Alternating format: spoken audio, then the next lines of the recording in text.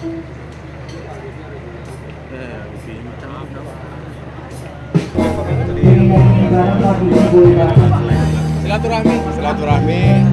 tentunya kita semua sama-sama ingin mensyukuri Idul Fitri tahun ini yang juga kita harapkan membawa keberkahan, kebaikan untuk masyarakat Indonesia.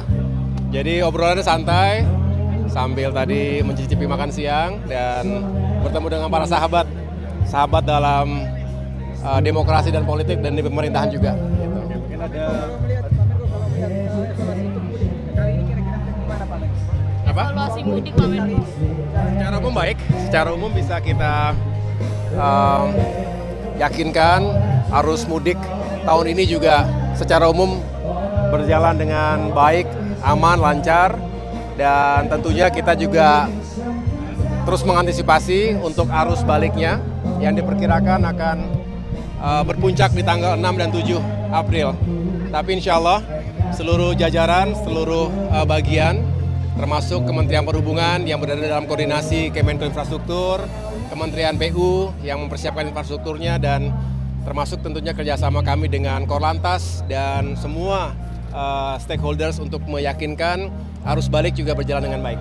Oke, Pak Batum, satu lagi terakhir mungkin ada rencana pertemuan antara Pak SBY, Pak Prabowo dengan Bu Mega mungkin? Belum tahu saya, belum tahu. Yang jelas Pak SBY dan Pak Prabowo juga sempat bersilaturahim di hari pertama setelah sholat Id, open house di sana, dan saya rasa adem ya semua para pemimpin kita kalau bisa terus menjalin hubungan yang baik, terutama di hari-hari yang berbahagia seperti Lebaran ini. Saya rasa akan memberikan energi positif buat semua untuk bangsa kita. Ya, ada pesan untuk masyarakat Indonesia mungkin dalam Lebaran dan juga ikut membangun bangsa. Ya, semoga bangsa kita apapun yang kita hadapi sebagai bangsa tentu ada masalah, tantangan, tetapi teruslah kita bersatu dalam energi positif dan prasangka yang baik untuk bangsanya sendiri. Kita berikan kesempatan bagi pemimpin, pemerintah, baik pusat maupun daerah untuk bekerja sebaik mungkin, walaupun tentunya di sana sini ada keterbatasan, dan itulah kebersamaan kita sebagai bangsa untuk memberikan masukan, dukungan, dan kritik termasuk yang membangun. Kita berharap itu juga akan membawa kita pada masa depan yang lebih baik lagi. Ya, satu lagi Pak, ya, untuk di KM perkembangan investasi dan juga... Terima kasih ya. Pak Sekjen.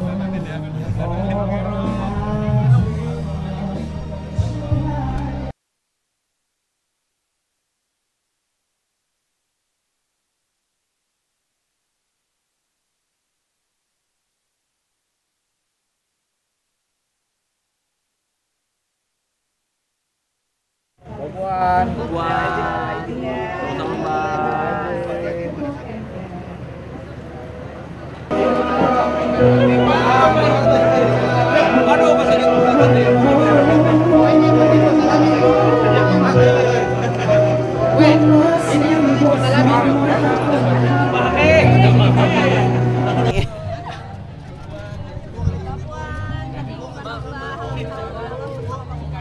Alhamdulillah semuanya baik. Kita datang atas undangan Pak Muzani, semuanya hadir. Makanannya enak, suasananya hangat, gembira, dan ya ini silaturahmi, ya suasananya berjalan dengan hangat. Ada pembicaraan politik nggak Mbak di dalam mungkin Pak? Pembicaraan politiknya bahwa kita semuanya akan sama-sama bersama dalam membangun bangsa dan negara, dan semuanya akan terus bersama. Ada salam dari Bu Mega nggak?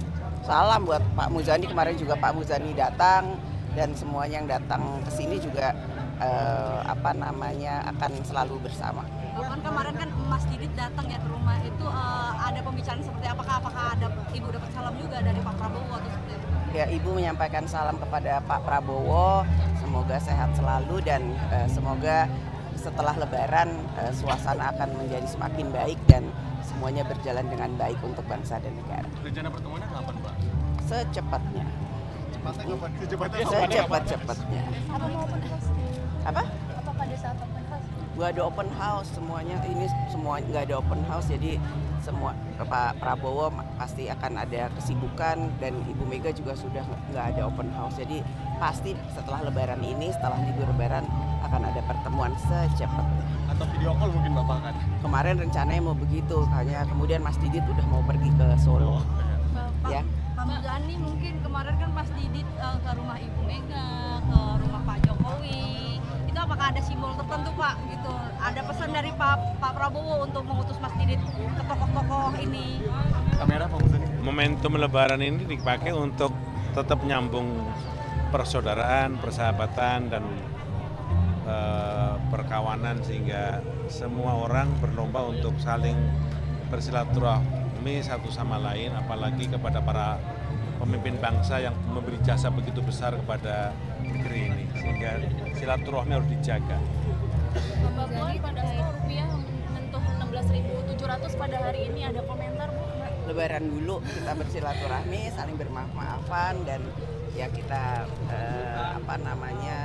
menyambung silaturahmi dengan persaudaraan. Semoga semuanya berjalan dengan lancar ya. Bu Puan, sejauh ini kira-kira evaluasi mudik kira-kira gimana Bu Puan? Perjalanan sudah berjalan dengan baik, semuanya nggak ada kendala. Insya Allah kita jaga perjalanan pulang kembali ke Jakarta juga berjalan dengan baik dan semuanya sehat Insya Allah ya. Terima kasih. Terkait kabar. Makasih Pak Puan. Terima kasih jongkok.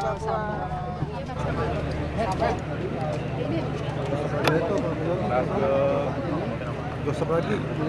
Pak, kamera Pak.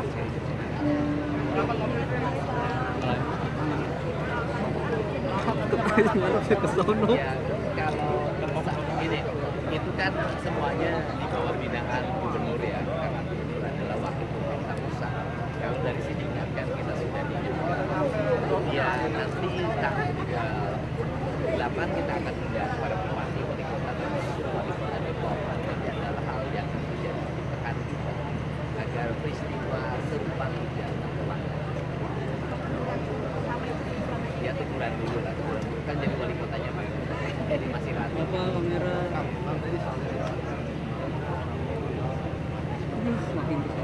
Oh iya, saya kan sudah Kang. tegaskan. Kamera, Kang. Mengenai kades kelapa tunggal kan saya sudah ada penegasan. Kalau dari sisi struktur atau kirap kan sama dijawab pemilihan kades ada di bawah bupati. Itu dari sisi pembinaannya, aspek administratifnya karena ya SK-nya itu SK yang dikeluarkan oleh bupati.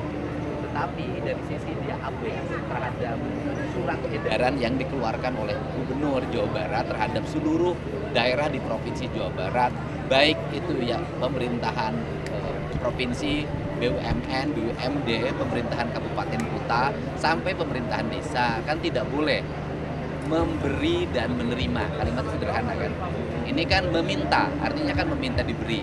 Kalau saya sih lebih cenderung ketika di Subang saya menginstruksikan dilakukan penangkapan terhadap premanisme, kemudian di Bekasi dilakukan juga penangkapan, kemudian di berbagai tempat lagi dilakukan penangkapan. Saya cenderung ya kepala desa itu sama posisinya dengan preman di Bekasi. Artinya harus ada proses hukum yang dilakukan. Terkait dengan Oh sudah, saya sudah sampaikan ke Kapolda Jabar, saya sudah Kamera Kang. ya kita tunggulah beberapa hari ini.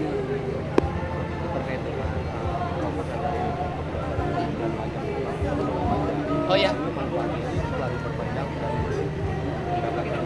Oke, pertama dari sisi jangka waktu kan terlalu mepet ya, karena melayani hampir 6 juta wajib pajak yang nunggak itu kan bukan perkara gampang. Saya melihat timbul antrian yang begitu panjang dan itu merepotkan baik petugas maupun para wajib pajak. Sehingga agar tidak terjadi lagi antrian yang terlalu panjang, maka waktunya diperpanjang agar nanti jumlahnya terlalu berdesak-desakan dan bisa dilayani dengan baik semuanya. kalau untuk Pemda juga akan Logikanya kan sederhana. Yang pertama adalah mereka itu tidak bayar karena ketidaksanggupan membayar hutang dan kemudian denda. Kan ketidaksanggupan itu. Itu kan ada yang 15 tahun, ada yang 18 tahun. Ya paling sedikit kan 2 tahun. Nah, kita kan tidak mungkin menunggu ketidaksanggupan itu menjadi sanggup. Mau kapan? Kan lebih baik dibebaskan, mereka bayar 1 tahun. Dan itu terbukti kan, ketika mereka membayar 1 tahun, mereka berbondong-bondong membayar. Maka pada tahun ini pasti ada peningkatan wajib pajak melakukan pembayaran. Dan tahun depan kita harapkan kalau misalnya dari 6 juta yang menunggak itu kemudian nanti bisa membayar 4 juta, berarti tahun ini ada tambahan pembayaran pajak sebanyak 4 juta wajib pajak kendaraan bermotor.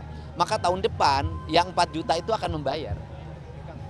Di media sosial juga ramai terkait dengan penghapusan denda pajak ini kan juga bikin iri orang yang tertib pajak gitu kan. Oke. Mungkin boleh minta tanggapannya. Loh, saya pasti nanti itu sudah saya rumuskan, tapi kan tidak boleh disebutin sekarang. Buat yang taat pajak juga nanti kita akan kasih surprise. Ya.